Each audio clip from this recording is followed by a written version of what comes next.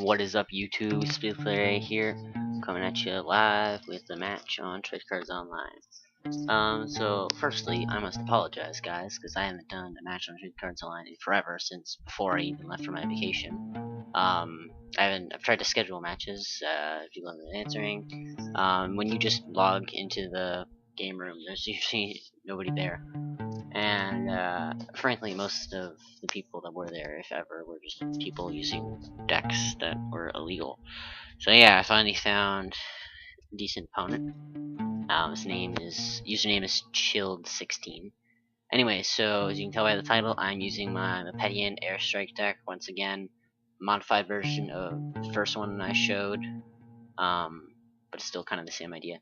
So as you can see, my fighters are Headmaster and Kaja, Rise of the Elgar's version, Colmo, Zenith of the Hive, Jad Digsite Defender, 2 Wikis, and Noaz, the Mipedian Cavalrist. And so right now the location is Gigantum Topless Chamber of the Oriclon, and it's Ursus with the Bodil's Dagger into Jad Digsite Defender. So my Jad has the Drill Dozer for 20 extra energy, Ursus has the Bodil's Dagger. So each does the 20 damage. This Atmosphere does 50 damage, but in case you didn't see in his hand, he has 2 Rhymes of the Reckless, so he plays the first one on that, which is going to do 50 damage to me as well. And so, with this deck, what I learned is that I should maybe run some cadences, just because I got beat up, kinda, YouTube-wise. And, I don't know, really? Headmaster Seeker of the Art is really good, just having protection guaranteed from stuff like Rhyme of the Reckless, especially when you're running a strike deck, is really useful. So anyways, as you saw, Ursus took care of Jad pretty quickly, tried to Ember Flourish, but just killing it with a retaliatory strike. So then Broken Edge, and I decided to take Colmo into Smilden, try to get up into his back line. I had a feeling he was running a second Rhyme of the Reckless, so I just played the Shriek Shock for 20 damage, just to see where he was at. And so he's only at 40, and then he plays the Nourishing Nocturne on Tartarek Psi Overloader to gain 65, and then he just immediately Psionic Serenades him to deal me 65 damage. So fine, he beat my Column, but that was kind of a waste, because, you know, probably could have beat me with just extra energy and then saved the Psionic bit for later. But anyways, I moved my board around. That was another quick battle, moving fast.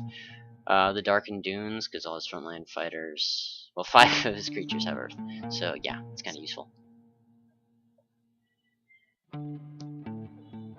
Anywho, I thought he would have attacked my backline Awakey with that Ursus there, but he decides to attack Headmaster and Kaja, which was cool, but I was like, oh, he's gonna Rhyme the Reckless me again. And so, draw a Velocitrap, I decide to play my Progressive Speed and Rhyme the Reckless there for dealing this attack dealt 45 damage, so that's 45 to me, and Heptagon Hail for another 45 with the Bodil's Dagger, although all my creatures will gain a counter, and that'll be useful later on, as you all will see. So I move the second Ursus up, so I'm left with the 2 Awakeys and Noaz. Noaz has an Evergreen Tunic. In case you didn't catch Colmo, he had a Levitar, Jad and Headmaster had Drill Dozers.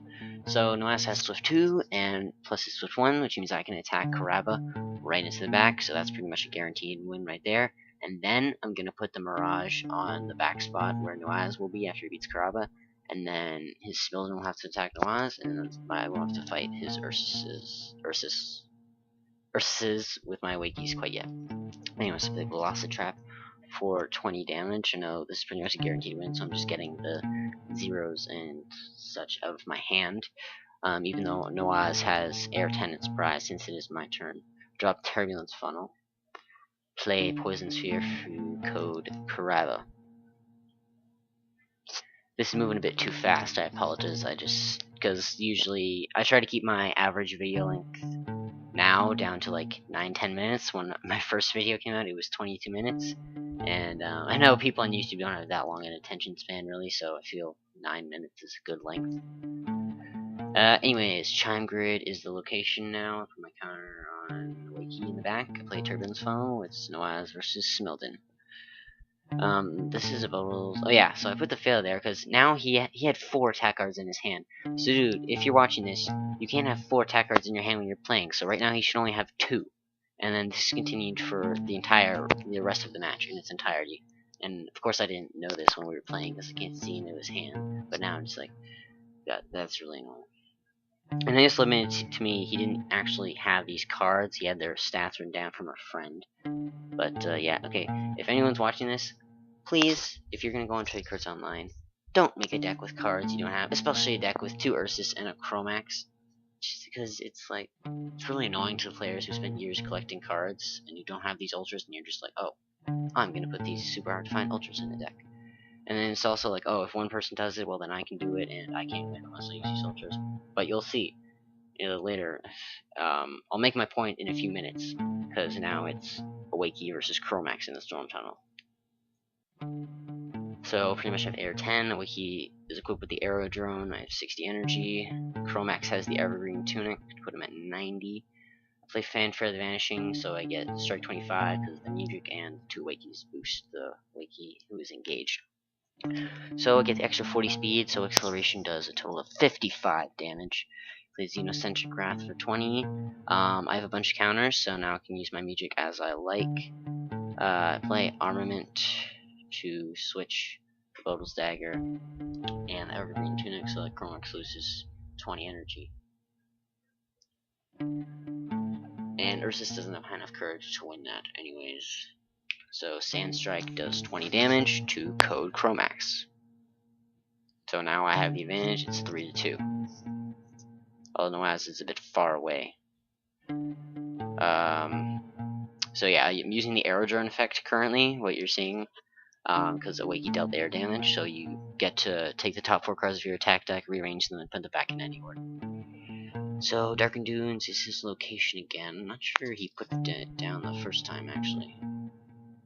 Might just be the same one. Anywho, he's taking Ursus with the dagger into Awakey in the back. Initiative Air, so I get to go first. That's good. Awakey has 3 counters, a Torweg, so he has Air 10. And I got a Primal Smash and Progressive Speed, so I'm going to play that. And then, since Awakey has ample counters, I play Symphony of the Guard, so it's going to do an additional 10 for 40 damage. That Heptagon Hail is going to do me 45 damage. Luckily, I was packing a Melody of Mirage. So it's all going pretty well right now. I have Air 15, so Obscuring Winds is going to do 25 damage. He has 2 Gear Grinds and a Mutasays in his hand, even though he should only have 2 attack cards. And have him down to 15. Play Primal Smash for 20 damage.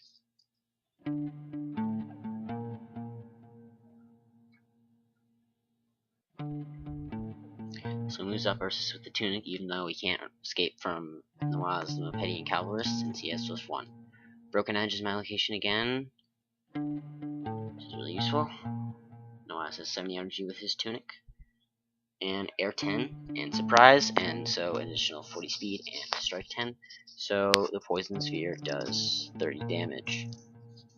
Plays Gear Grind, which actually should have done 15 damage, but I only put in 5, but it doesn't really make a difference. Which you'll see in a few seconds. Let's do a glitch there.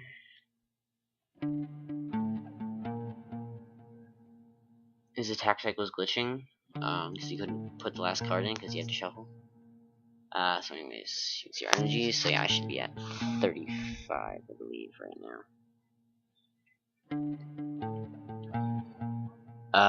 So I'm going to play a Funnel Blast for 30 damage, because Air 10 and outperform. Plays Muge's Edge for 10 damage, and Ursus is a Muge. And play Gravel Grind for 10 damage. I didn't bother removing any of his cards.